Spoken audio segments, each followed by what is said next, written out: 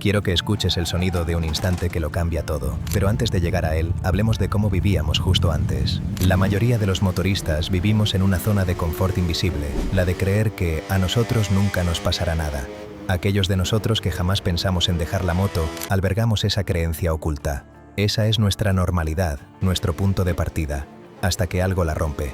Y aunque muchos hayamos contado después ese momento con una sonrisa, cada uno con su propia anécdota, casi nadie te ha contado lo que ocurre en realidad después. Porque el impacto de una caída va mucho más allá de las piezas rotas y rayadas de tu moto o de la molestia que aún sientes en el brazo.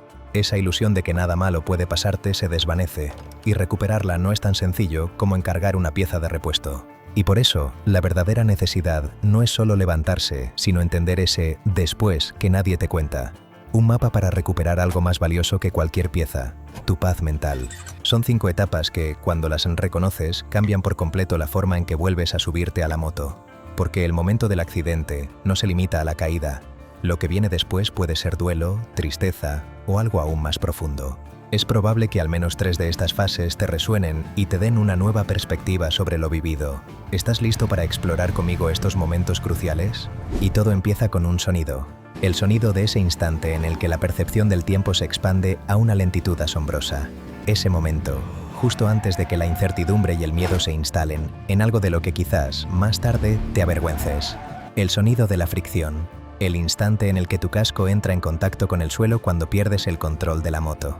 Ahí es donde la zona de confort se rompe, y sin quererlo, comienza el viaje, el camino de la adaptación, donde tu mente y tu cuerpo exploran lo vivido buscando respuestas en cada etapa. Comencemos. Aunque en el momento parezca imposible ponerle nombre, la primera etapa es un fenómeno bien conocido.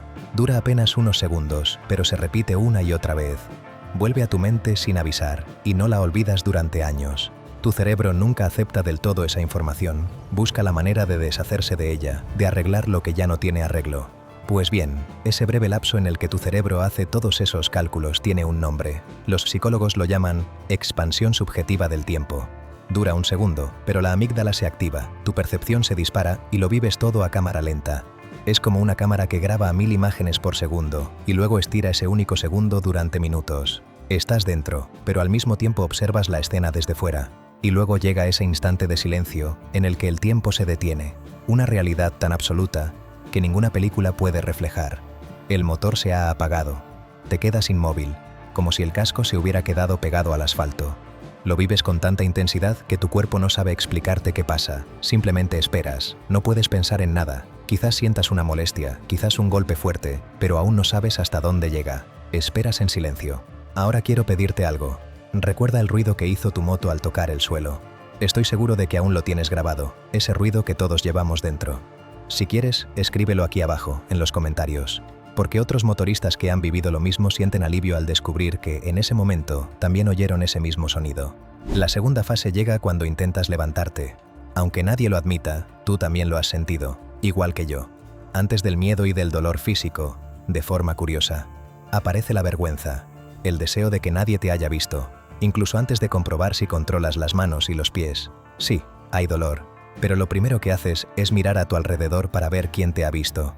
Y te lo digo como alguien que lo ha vivido. A pesar de lo que sentía en el cuerpo, ya había planeado alejarme de allí cuanto antes.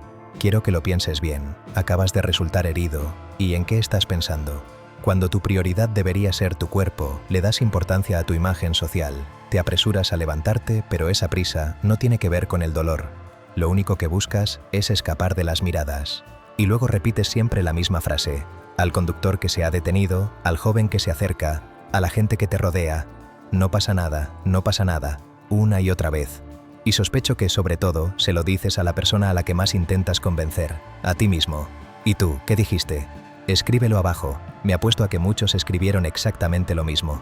La tercera fase llega justo cuando crees que todo ha terminado, y es implacable. Quizás saliste con unos rasguños y el hombro dolorido, pero el miedo llega después, amigo. Esa noche aparcaste la moto y te quitaste la ropa.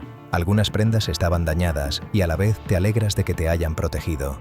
Por fin llegas a ese momento en el que te detienes, ese instante en el que tu cuerpo, que ha callado todo el día, decide hablarte. Recuerda cuando te tumbas en la cama, repasas en silencio lo vivido y tu cuerpo empieza a hablar. Como un déjà vu, tu cerebro te trae esas escenas una y otra vez. Pero hay algo distinto.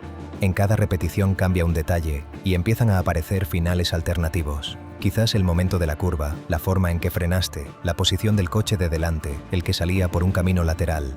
Esto también tiene nombre y explica lo que estás viviendo. Pensamiento contrafáctico. Es tu mente reescribiendo la historia una y otra vez para intentar extraer una lección. Pero al hacerlo, exagera la situación y presenta el suceso como una amenaza constante. La posibilidad de que vuelva a ocurrir te quita el sueño. Y aquí es donde esa ilusión de la que te hablaba al principio, la de que a nosotros nunca nos pasará nada, empieza a resquebrajarse de verdad y recuperarla no es tan sencillo como encargar una pieza de repuesto. ¿Cuál es tu reflexión al respecto? ¿De verdad crees que estamos a salvo de cualquier incidente? Y si ahora mismo eres de los que llevan noches reviviendo esa película, quiero que sepas algo antes de seguir. Es normal, le pasa a casi todos, y se pasa. Quédate conmigo, porque las 2 etapas que vienen son justo las que marcan la diferencia. La cuarta etapa es la que, desde tu punto de vista, más orgullo te da, pero que también puede engañarte por igual. Tiene que ver con cómo buscas excusas para justificar las causas del accidente, amigo. Nos pasa a todos.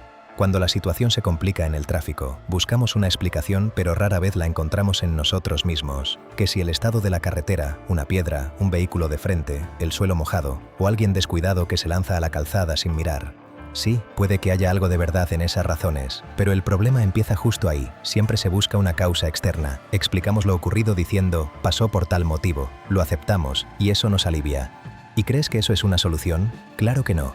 Fíjate en lo que haces con esa explicación. No la usas para entender lo que pasó, sino para tranquilizarte.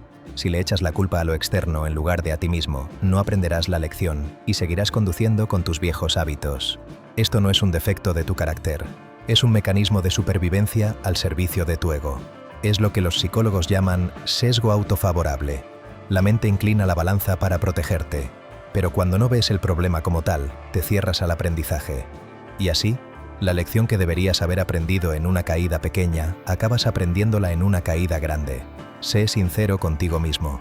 Aquella caída, ¿la cuentas hoy igual que la primera vez?